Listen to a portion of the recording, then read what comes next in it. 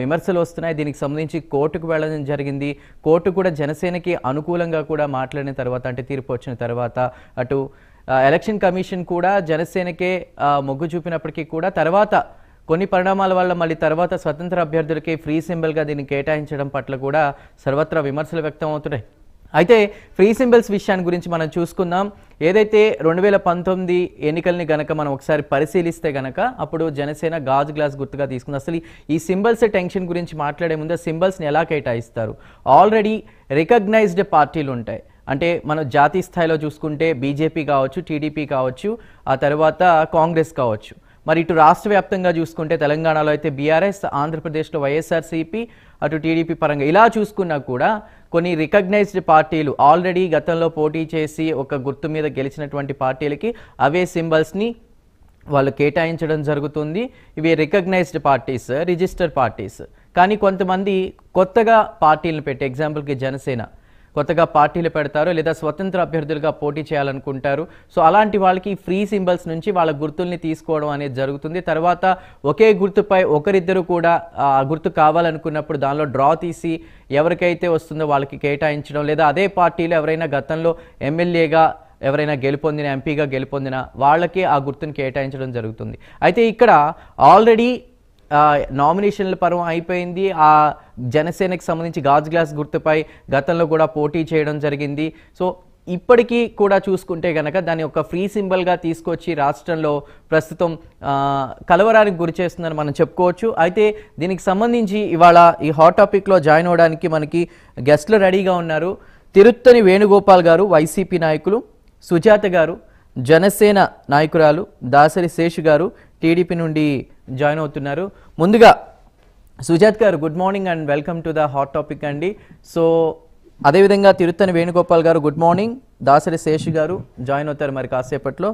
సుజాత్ గారు మీరేమంటారు? అంటే జనసేన పోటీ చేసే స్థానాల్లో గాజు గ్లాస్ని రిజిస్టర్ చేసి పోటీ చేయనటువంటి స్థానాల్లో దాని ఒక ఫ్రీ సింబల్గా కూడా సిఈసి నిర్ణయించడాన్ని మీరు ఎలా చూస్తారు, ఏం మాట్లాడతారు? నమస్తే అండి. ముందుగా మీకు ప్రైమ్ 9 ప్రేక్షకులకి అలాగే ప్యానెల్లో ఉన్న సహచర మిత్రులకి అందరికీ శుభోదయం అండి.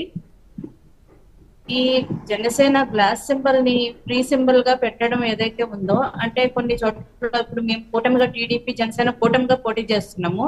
మేడం ఒక్క నిమిషం, సుజాత్ గారు ఆడియో డిస్టర్బెన్స్ వస్తుంది, ఫ్యాన్ ఆఫ్ చేసి మాట్లాడండి. నేను మళ్ళీ కనెక్ట్ అవుతాను, మీరు వేరే అభ్యర్థులతో మాట్లాడండి. రైట్, జస్ట్ ఆఫ్ చేసి మాట్లాడండి, పర్వాలేదు.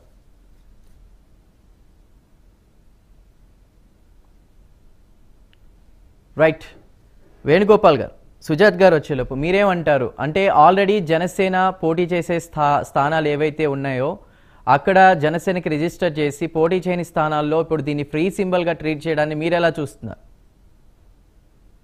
సార్ మీ పేరు చందు, చెప్పండి సార్. చందు గారు, మీకు అదేవిధంగా ప్యానెల్లో పాల్గొంటున్న వివిధ రాజకీయ పార్టీ నాయకులకి, అదేవిధంగా విశ్లేషకులకి అందరికీ, ప్రైమ్ 9 ప్రేక్షకులకి అందరికీ నమస్కారం, శుభోదయం. చందు గారు, ఈరోజు గతంలో 2014 జనసేన పార్టీ ఏదైతే పోటీ చేయలేదు, 2019లో పోటీ చేసినా కానీ ఏదైతే వాళ్ళు రిజిస్టర్ చేసుకున్న పార్టీకి రికగ్నైజ్ అవ్వాలంటే ఇంత పర్సంటేజ్ ఓట్స్ ఉంటాయి. ఆ పర్సంటేజ్ ఓట్స్ రాని దాని వల్ల అది ఫ్రీ సింబల్ గా అనౌన్స్ చేయడం జరిగింది. అంతేగాని ఇక్కడ ఏమి కానీ కుట్రలు కానీ కుతంత్రాలు కానీ ఏమి లేదు. వీళ్ళు ఏదో చెప్తున్నారే కానీ ఈరోజు 16 నియోజకవర్గాల్లో ఫ్రీ గ్లాస్ సింబల్ ని ఏదైతే ఫ్రీ సింబల్ గా ఇప్పటి వరకు ప్రస్తుతానికి నిన్న న్యూస్ ప్రకారం 16 అసెంబ్లీ స్థానాల్లో గ్లాస్ సింబల్ ని ఇచ్చారంటే వీళ్ళకి ఇచ్చింది కాకుండా ఏదైతే జనసేన పార్టీ వాళ్ళకి ఏదైతే 21 స్థానాలు కాకుండా ఫ్రీ సింబల్ గా ఇప్పటి వరకు జగంపేట, పెద్దాపురం, కాకినాడ, రామచంద్రపురం, మామిడివరం, కొత్తపేట, మండిపేట, కోవూరు, మంగళగిరి, మైలవరం, గన్నవరం, టెక్కలి, బాపట్ల, కాళహస్తి, పాయకరావుపేట, అదేవిధంగా పార్లమెంట్ అనకాపల్లి, విజయవాడ, రాజమండ్రి ఏదైతే ఫ్రీ సింబల్ గా ఇవ్వడం జరిగింది. ఈ వాళ్ళకి ఏది పార్టీ అయినా రిజిస్టర్ చేసుకొని వాళ్ళు పోటీ చేస్తే ఆ ఎన్నికల్లో ఏదో ఇంత పర్సంటేజ్ ఉంటుంది, ఆ పర్సంటేజ్ కానీ వస్తే ఏది దాన్ని ఇంకో వేరే వాళ్ళు కేటాయించారు. ఆ అన్ని సీట్స్, అన్ని పర్సంటేజ్ ఓట్లు కానీ రాని పరిస్థితుల్లో దీన్ని ఫ్రీ సింబల్ గానే ఉంచడం జరుగుతుంది. గత 3 months బ్యాక్ కూడా ఏదైతే ఒక ఎలక్షన్ కమిషన్ వదిలింది కొన్ని గుర్తుల్ని. ఆ గుర్తుల్లోనే జనసేన పార్టీకి ఫ్రీ సింబల్ అనేసి పెట్టడం జరిగింది.